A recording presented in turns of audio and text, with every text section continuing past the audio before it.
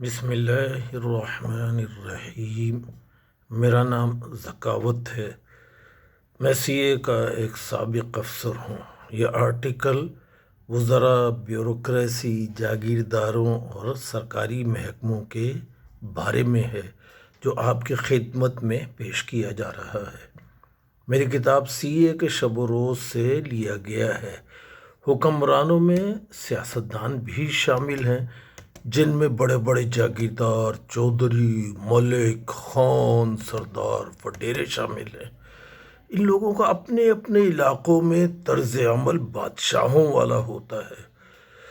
ان کو حکومت یا ملکی قانون سے کوئی غرض نہیں ہوتی۔ یہ اپنا قانون خود ہی جاری کرتے ہیں اور جو کہلاتا ہے ٹوپک زما قانون، یعنی بندوق میرا قانون ہے۔ ان میں کافی لوگ انگریزوں نے اپنی ضرورت کے تحت پیدا کیے تھے۔ ان کا دعویٰ ہوتا ہے کہ پتا ان کی مرضی کے بغیر نہیں ہلتا، اگر پتا ہلے تو صاف ہو جاتا ہے۔ بے اندازہ لوگ قتل ہوئے، ہاری ان کے غیظ و غضب کا نشانہ بری طرح سے بنے ہیں۔ رام جی کولہی کی داستان نیٹ پہ بھی دی ہوئی آپ پڑھ سکتے ہیں۔ جس کسی کو بھی قتل کر دیا جاتا ہے، اس کے قتل و غارت کی کوئی شہادت بھی نہیں رہنے دی جاتی۔ کسی عدالت میں اس کا مقدمہ نہیں چلتا۔ ہاریوں کو یہ لوگ انسان ہی نہیں سمجھتے۔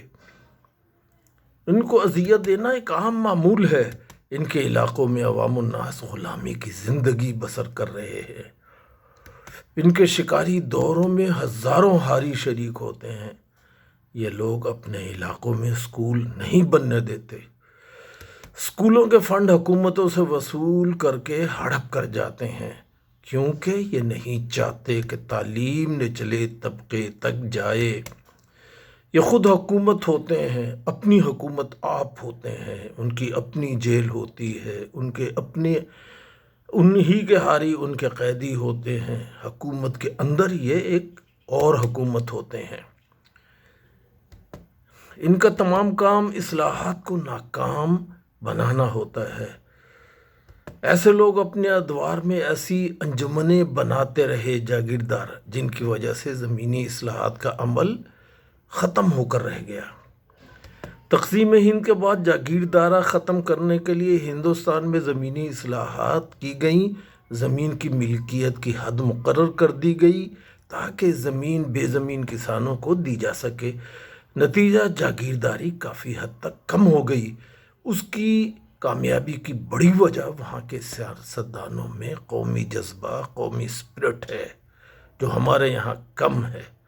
پاکستان میں زمیندار سیاستدانوں نے پاکستان بننے کے بعد اس کو ناکام بنا دیا۔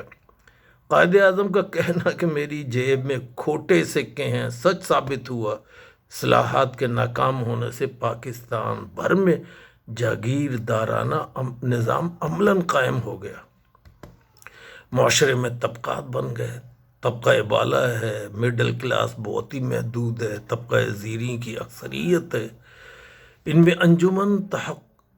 انہی میں ایک انجمن تھی تحفظ حقوق زمینداراں، پاکستان بننے کے بعد ظاہر ہوئی تھی، جو مظفر علی قزلباش نے بنائی تھی۔ زمینی اصلاحات کو ناکام کرنے میں اس کا کافی حصہ رہا۔ میاں ممتاز دولتانہ کی بھی بڑی جاگیر تھی۔ انہوں نے بھی اسی انجمن کی حمایت کی یا اس کاز کی حمایت کی، جس کی وجہ سے یہ اصلاحات نافذ نہ ہو سکیں، یعنی زمین لینڈ ریفارمز پہ کوئی حد زمین کی قد لگائی جا سکے، مگر نہ لگائی جا سکی۔ اسی طرح انہی میں سے مشائخ کی ایک انجمن نے ملکہ برطانیہ کو سن 1935 میں محافظ اسلام کا خطاب دیا تھا۔ ان جاگیرداروں کی وزارتوں میں دلچسپی کی وجہ جائز اور ناجائز مراعات کا حصول ہوتا ہے۔ اس دلچسپی کا نتیجے میں سیاسی پارٹیوں میں وفاداری بدلنے کا کلچر عام ہے۔ نئی حکومت میں شامل ہونے کے لیے تمام اخلاقیات کو بالائے طاق رکھ دیا جاتا ہے۔ اسے عام فہم زبان میں لوٹا کلچر بھی کہا جاتا ہے۔ بیشتر سیاستدانوں کا فوکس عوامی خدمت کی بجائے ذاتی مفادات کی تکمیل بن چکا ہے۔ اکثر جاگیردار وزراء کی ذہنی و تعلیمی استعداد ایک سیکریٹری سے بھی کافی کم ہوتی ہے۔ یہ عملاً محکموں کو کنٹرول نہیں کر پاتے، کچھ اپنی غلط کاریوں کی وجہ سے یہ ان پر نگرانی کرنے میں بھی ناکام ہو جاتے ہیں۔ پورے ملک کا نظام سیکریٹریوں کے ہاتھوں میں چلا جاتا ہے اور پھر ان کی کرپشن کی وجہ سے ملک سے ہر قسم کی نگرانی ختم ہو چکی ہے۔ نقلی ڈگری والے بھی عام ہو گئے ہیں کیونکہ HEC کی نگرانی کا عمل بہت ہی کمزور ہے، یعنی تصدیق کرنے میں اتنے سال لگا دیے جاتے ہیں کہ وہ معاملہ ہی ختم ہو جاتا ہے۔ اس قسم کے بیوروکریٹس میں ایک کی مثال جبار مرزا جنگ اخبار کے کالم نویس نے اس زمانے میں دی تھی۔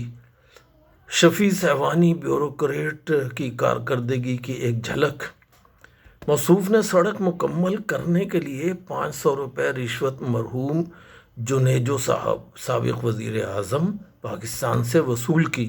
اپنے محکمے کے چیف تھے، رشوت کو جائز اور لازمی قرار دیتے تھے۔ سب تو نہیں مگر اکثر کا سندھ میں یہ خیال ہے کہ رشوت لینی جائز ہے، اسی لیے سرکاری نوکریوں کا ریٹ بھی خوب لگتے ہیں۔ پنجاب میں بھی نوکریاں بک رہی ہیں۔ 93 میں ATCO کی نوکری 3 لاکھ میں بیچی گئی غوث علی شاہ صاحب کے توسط سے۔ لاہور ایئرپورٹ پر لوڈر کی نوکری 50,000 میں بکی تھی سن 2000 میں۔ جبار مرزا کو انہوں نے ایک ایسی جگہ، جبار مرزا صاحب کو سہوانی صاحب نے ایسی جگہ تجویز کی جہاں پر کسی کام کے بغیر ہی 50,000 روپے کی آمدنی تھی۔ جب مرزا صاحب نے ان کو یاد کروایا تو انہوں نے کہا کون پکڑے گا، وہ تو قانون سے بالتر ہیں۔ جب ان کا کیس جنیجو صاحب کے پاس KDA کے چیف بنانے کے لیے گیا تو جنیجو صاحب کو یاد آ گیا کہ یہ وہی موصوف ہیں جنہوں نے ان سے 500 روپے رشوت لی تھی۔ جنیجو صاحب نے ان کا کیس مسترد کر دیا۔ اب ان کا انجام بھی سن لیجئے۔ عذاب ان پر خدا کی طرف سے مسلط ہوا، یا جو بھی مکافات عمل کہہ لیں یا حالات کا۔ نیب نے ان کو پکڑ لیا، بیویاں ساتھ چھوڑ گئیں، ذیابیطس سے آخری عمر لڑتے ہوئے گزری، دونوں ٹانگوں سے محروم ہوئے، لاوارثی کی حالت میں انتقال ہوا۔ یہ مثال اسی لیے بیان کر رہا ہوں کہ رشوت کو چھوڑ دو، اس کا انجام بہت برا ہوتا ہے، دنیا میں بھی اور آخرت میں بھی۔ میرے اپنے محکمے کے ایک افسر صاحب کا دماغ کا آپریشن جاپان میں امریکہ کے فلاحی ادارے کی خیرات سے ہوا۔ میرا مولا جس کو جب چاہے فقیر بنا دے، اس کا ہر چیز پر تصرف ہے، وہ خدا بڑا بے نیاز ہے۔ مال و دولت اکٹھے کرنے کا لالچ تباہی ہے۔ یہ انسان ایک کمزور عمارت ہے۔ سن لیں، آدمی کا جسم کیا ہے جس پہ شیدا ہے جہاں، آدمی کا جسم کیا ہے جس پہ شیدا ہے جہاں، ایک مٹی کی عمارت ایک مٹی کا مکان، موت کی پرزور آندھی جب اسے ٹکرائے گی، پھر یہ مٹی کی عمارت ٹوٹ کر گر جائے گی۔ ایک دفعہ DG خان میں ایئرپورٹ پر ڈیوٹی دے رہا تھا ایز ایئرپورٹ مینیجر، تو DC صاحب کی آمد پر ان سے ان کا تعارف پوچھ بیٹھا۔ صاحب بہادر نے فوراً جیل بھیجنے کا عندیہ دے دیا، مگر اتفاق سے وہ میرے گورنمنٹ کالج کے استاد نکل آئے، انگریزی کے، محمود خان، تو معافی ہو گئی گستاخی کی۔ DC صاحبان بھی اپنے علاقے کے بے تاج بادشاہ شمار کیے جاتے ہیں۔ اگر سر پر سینگ لگا لیں تو شاید پوچھنے کی نوبت نہ آئے، دور سے پہچان میں آ جائیں کہ ہاں یہ وہ شخص آ رہا ہے جو قانون سے بالا ہے۔ ہوائی اڈوں پر لوڈرز مافیا، کسٹم ایجنٹس نے ادھم مچایا ہوا ہے، مگر کس کو پرواہ ان معاملات کی اصلاح کرے۔ ایئرپورٹس پر کینٹین والے دگنے داموں پر کیوں چیزیں فروخت کر رہے ہوتے ہیں؟ ایئرپورٹ کی ساکھ اگر اچھی ہوگی تو ٹوریزم بڑھے گا، اگر ایئرپورٹ پر لٹیروں کا عمل دخل ہوگا تو ٹوریزم کم ہو جائے گی۔ تھرو پٹ چارجز میں ٹھیکیدار بہت عرصے سے بہت زیادہ گھپلے کر رہا ہے، جس سے پورے ملک کی امپورٹ اور امپورٹر متاثر ہوتے ہیں۔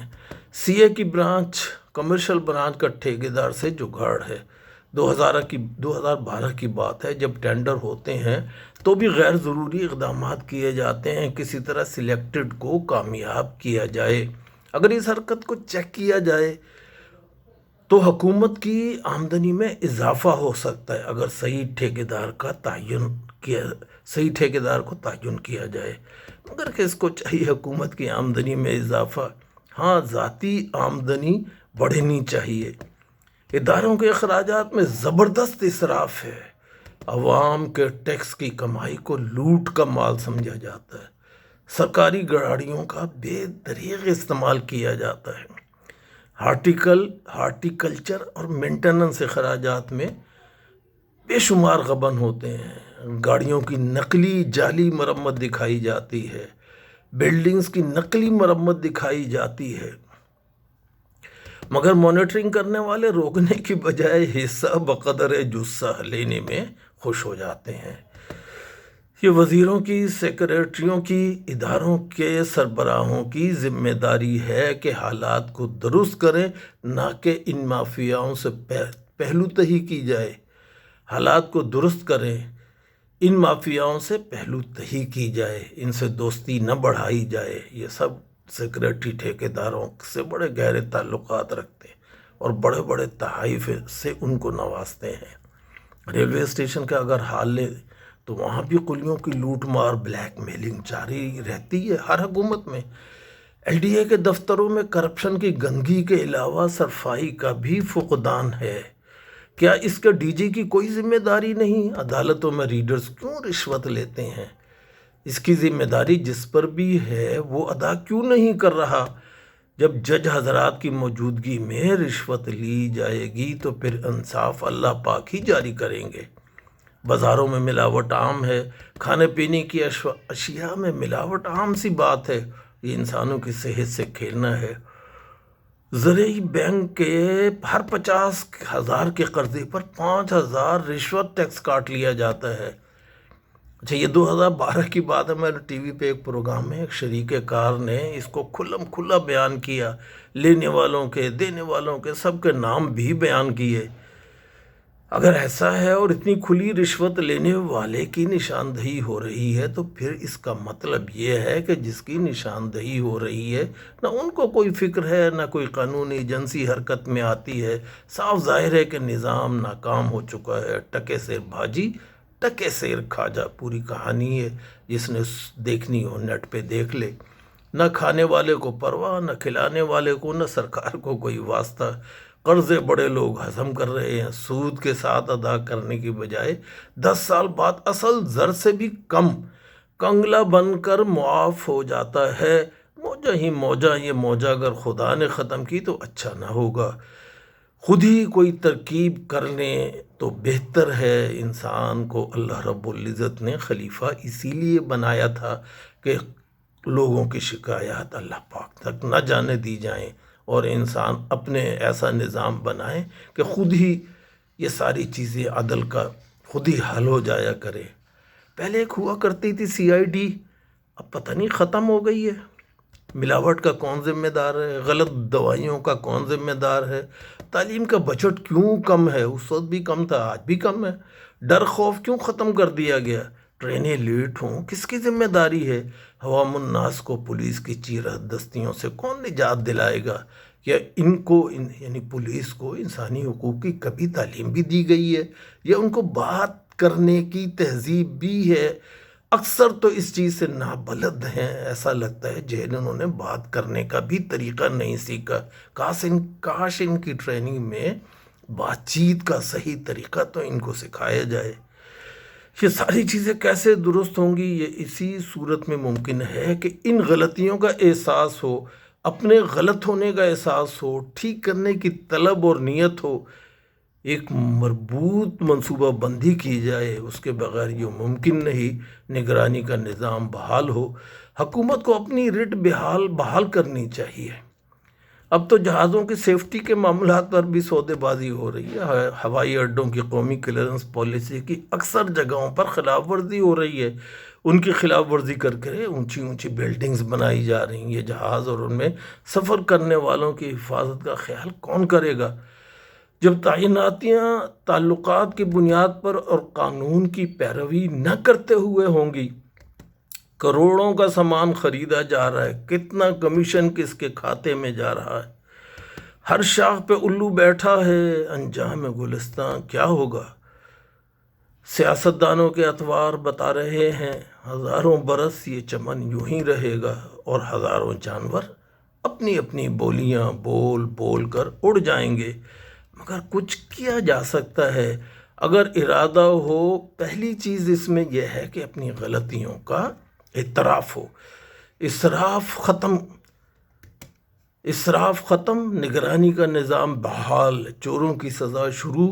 اگر یہ نہ ہوا تو پھر چور آ جائیں گے، بڑے چور، تقدیس کا چولا اوڑھ کر تیاریاں شروع ہیں۔ ہماری حرام خوری کی فکر ہمیں ہی کرنی چاہیے، ٹرانسپیرنسی انٹرنیشنل کو نہیں۔ غور کرو وہ کیا کہہ رہے ہیں، کیوں کہہ رہے ہیں۔ ایک کبڑی بڑھیا سے کسی نے پوچھا تو کیا چاہتی ہے، تیرا کب صحیح ہو یا ساری دنیا کبڑی ہو جائے؟ کہنے لگی میں چاہتی ہوں ساری دنیا کبڑی ہو جائے۔ خبر پڑی تھی کہ ہندوستان کی بحریہ کے چیف بھی رشوت اور کمیشن میں ملوث ہیں اور پولیس نے گرفتار کر لیا۔ پاکستان میں ایک سابق چیف کو پکڑنا تو دور کی بات ہے، امریکہ کی قید سے چھڑایا گیا۔ آبدوزوں کی خریداری میں کمیشن کا الزام تھا۔ ہندوستان کے فوجی چوروں کو تو پولیس پکڑتی ہے، پاکستان میں ایسا کیوں نہیں؟ اب ساغر صدیقی کے چند اشعار اب سن لیں۔ تہذیب جنوں کار پہ تنقید کا حق ہے، گرتی ہوئی دیوار پہ تنقید کا حق ہے۔ ہاں میں نے لہو اپنا گلستان کو دیا ہے، مجھ کو گل و گلزار پہ تنقید کا حق ہے۔ میں یاد دلاتا ہوں، شکایت نہیں کرتا، بھولے ہوئے اقرار پہ تنقید کا حق ہے۔ مجروح جو کر دے دل انسان کی حقیقت، اس شوخی گفتار پہ تنقید کا حق ہے۔ یہ ساغر صدیقی صاحب کے اشعار تھے۔ اب کیوں حامد ادم صاحب کی کیوں میری گفتگو سے بگڑتے ہو بے سبب؟ اظہار واقعات ہے، کوئی گلہ نہیں، الذکاوت۔